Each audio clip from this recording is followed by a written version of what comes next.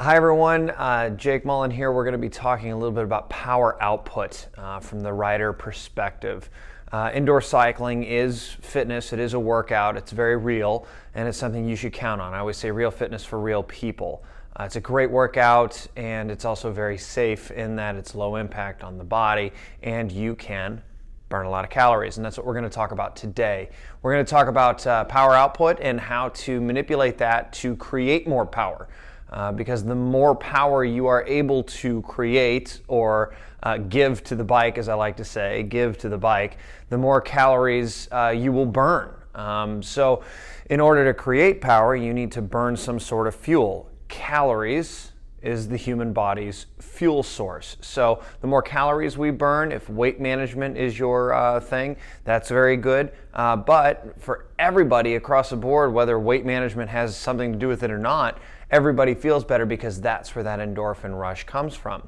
So in a lot of my classes, you might hear me say to add resistance and go for a particular amount of time, 20 seconds, 25 seconds, 30 seconds, something like that.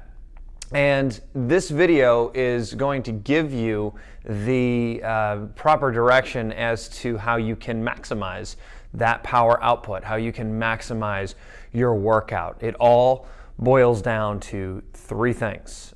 Thing number one is resistance. You need to add resistance on the bike, right? Thing number two is RPM, rotations per minute, speed, right? But it's not just more resistance, more speed. It's also got to be very fluid. So you want to be feeling like you're pedaling around, never down like you're smashing down, and also never up like you're pulling up.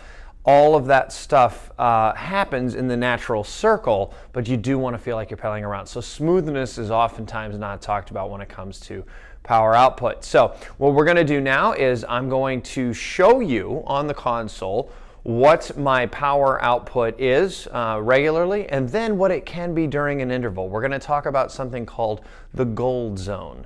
And the gold zone, as I oftentimes say, it's sort of an arbitrary place, but on this Schwinn bike, it's your gear would be set to 10 and your RPMs are going to be right around 100. It's not sustainable. This is a sprint effort, maximum power effort. Don't forget that. But I'm going to demonstrate that for you on the monitor right now. As you can see, my power output right now is right around 100. My gear, denotated by that star-looking sprocket gear thing, is at a 7. Now, the resistance knob that I'm sure you're familiar with, down between your knees, you turn it to the right, and without doing very much with my RPM, we add resistance on the bike, and the power goes up to 150. Now, as I said earlier, the golden zone, 10 to 11, if I can somehow get my RPM up to 100, watch what happens to the power output. I'm going to do this in a nice smooth fashion. 55, 73, and I'm in the saddle, 76, 77, 80, 84, rocking it out, pushing it, pushing it, pushing it. We're going to get there. We will get there. Not sustainable. That's the gold zone, 400 to 420. Back the resistance back down. And I'm greatly out of breath. Good expenditure of calories. And that, ladies and gentlemen, is a proper interval. Whew.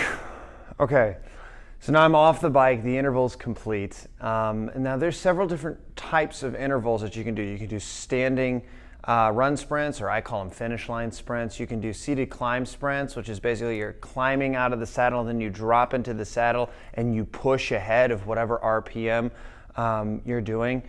You can also do what I call seated run sprints, or SRSs. Sometimes I abbreviate things. And that's when you're in the saddle and you're pedaling right around, like a run pace, which would be 100 to 120. It's a little fast, but 100 to 120. And then you challenge yourself by adding resistance, maintaining that same cadence. But the idea there, that gold zone stays pretty much intact. So as a rider, when you come into a cycle bar class, if you do, or a class that utilizes power meters, this is important to remember. And it's also important because power is power. 1 watt is 1 watt is 1 watt. I don't care if you're talking about the power meter on the bike. I don't care if you're talking about a light bulb. A watt output is a watt output. There's no, it's a constant. And it's the same thing with a calorie. A calorie is a calorie is a calorie.